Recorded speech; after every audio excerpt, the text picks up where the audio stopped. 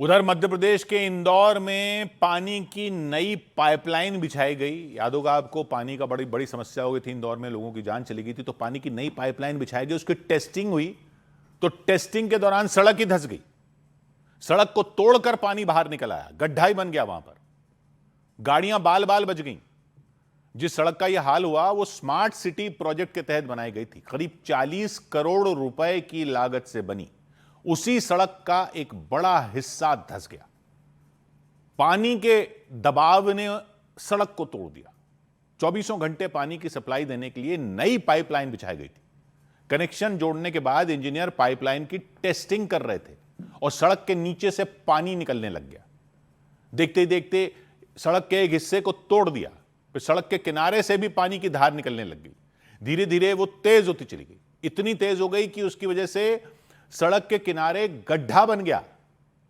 फिर तो चारों तरफ से पानी निकलने लग गया, जमीन के नीचे से पानी की धारा बहने लग गई।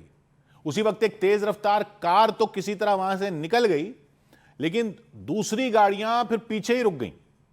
एक ऑटो रिक्शा वाले ने तुरंत ब्रेक लगा दी। दूसरे बाइक सवार लोगों ने भी ऐसा ही किया, अपनी गाड़ियों को पीछे ले गए, गड्ढे वाली जगह से दूर ले गए। डर के मारे कुछ लोगों ने तो अपना रास्ता ही बदल लिया, तुरंत दूसरे रास्ते से निकल गए।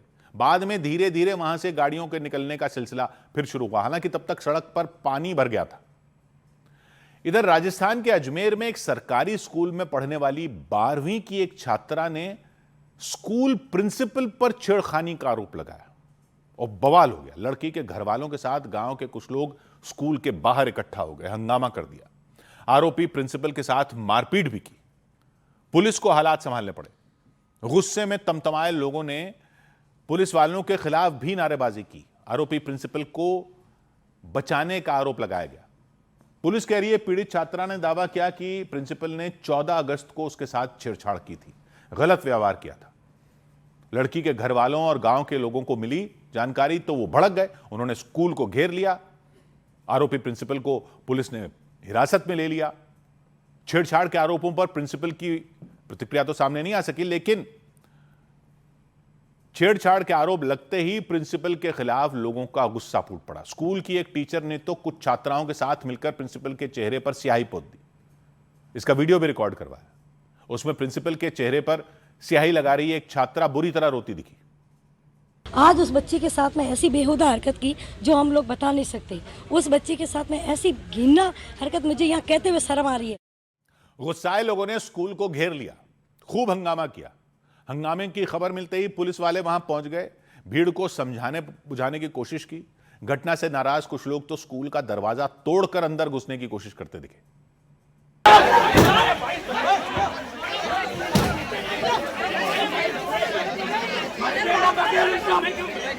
पुलिस वालों ने जब नाराज लोगों को रोका तो उनका गुस्सा पुलिस वालों पर भी फूट पड़ा। कुछ लोग पुलिस वालों से बहस करते दिखे, उन्होंने पुलिस वालों के खिलाफ नारेबाजी भी की।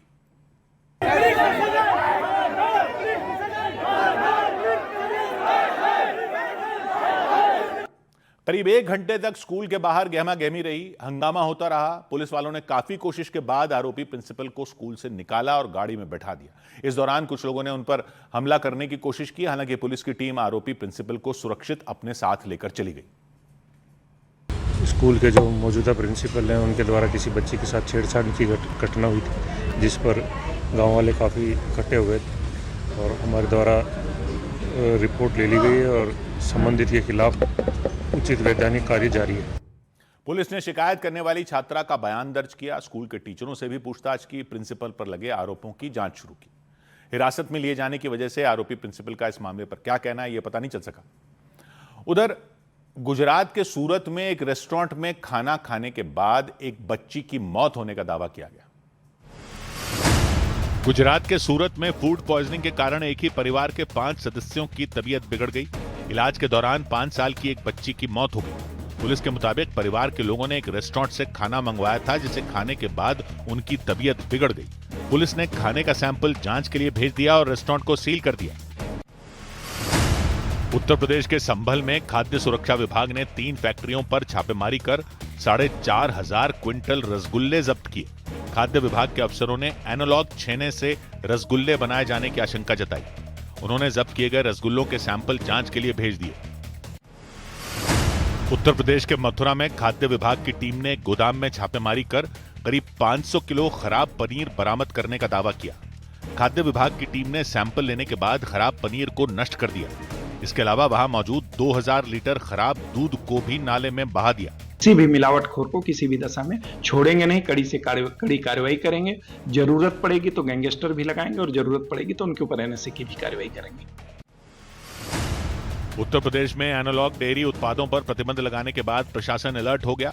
देवरिया में खाद्य सुरक्षा विभाग ने कई टीमें बना दी जो अलग अलग जगहों पर एनालॉग उत्पादों की बिक्री रोकने के लिए अभियान चलाएगी। इस अभियान के तहत एनालॉग पनीर, एनालॉग क्रीम, घी, एनालॉग छेना और एनालॉग खोए पर कार्रवाई की जाएगी।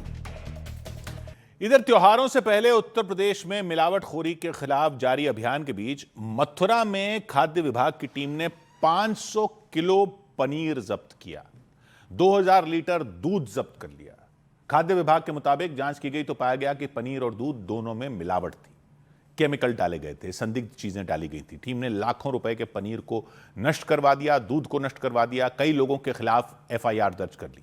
इस कार्रवाई से पूरे इलाके में खलबली मच गई। अभियान के तहत खाद्य विभाग की टीम मथुरा के शेरगढ़ थाना इलाके में पहुंची। वहां बड़े पैमाने पर पनीर बनाया जा रहा था, दूध इकट्ठा किया गया था।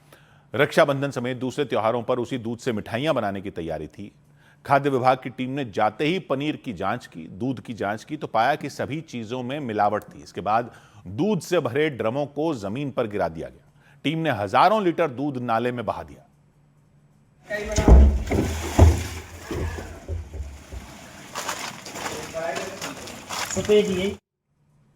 इसके बाद करीब 500 किलो मिलावटी पनीर को ट्रक पर रखा गया। सुनसान जगह पर ले जाकर जांच टीम ने खुदाई करने वाली मशीन से एक गड्ढा करवाया, उसमें पनीर को गिरवाया और उस गड्ढे को भरवाया। फिर अधिकारियों के सामने यह पूरी कार्रवाई की गई। जिले के डीएम ने चेतावनी दी कि जो भी मिलावट करते हुए पकड़े जाएंगे उनके खिलाफ सख्त से सख्त कार्रवाई की जाएगी। उस पर गैंगस्टर एक्ट के तहत भी कार्रवाई हो सकती है, एनएसए के तहत भी कार्रवाई हो सकती है। चाहे वो पनीर हो, चाहे दूध हो या दूध से बने प्रोडक्ट हो या पेड़ा हो, वो किसी भी प्रकार से मिलावटी किसी को ना मिले और जो भगवान जी को भोग भी चढ़े वो बिल्कुल विशुद्ध हो और जिसमें किसी प्रकार की कोई मिलावट ना हो।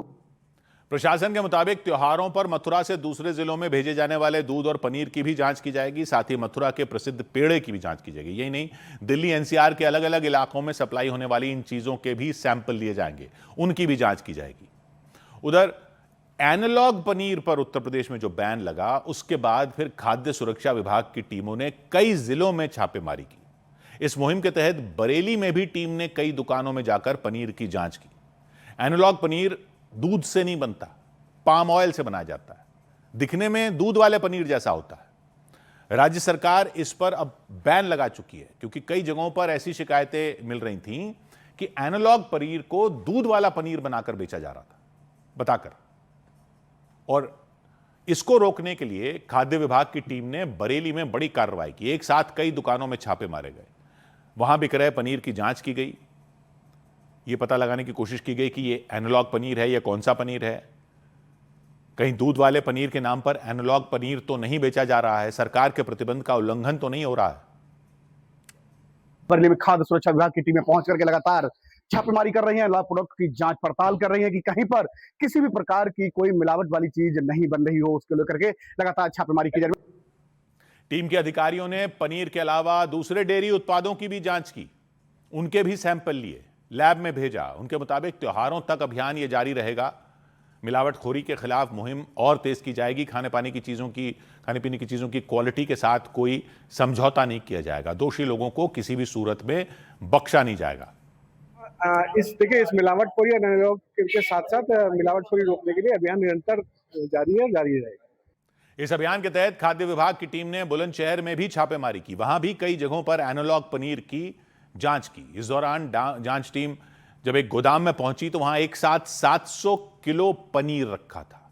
तो टीम को शक हुआ, उसने पनीर के सैंपल लिए, उसकी बिक्री पर रोक लगा दी। भरोसा दिया कि अगर जांच में सही निकला पनीर तो या मिलावट निकली तो केस दर्ज किया जाएगा, दुकान का लाइसेंस रद्द कर दिया जाएगा।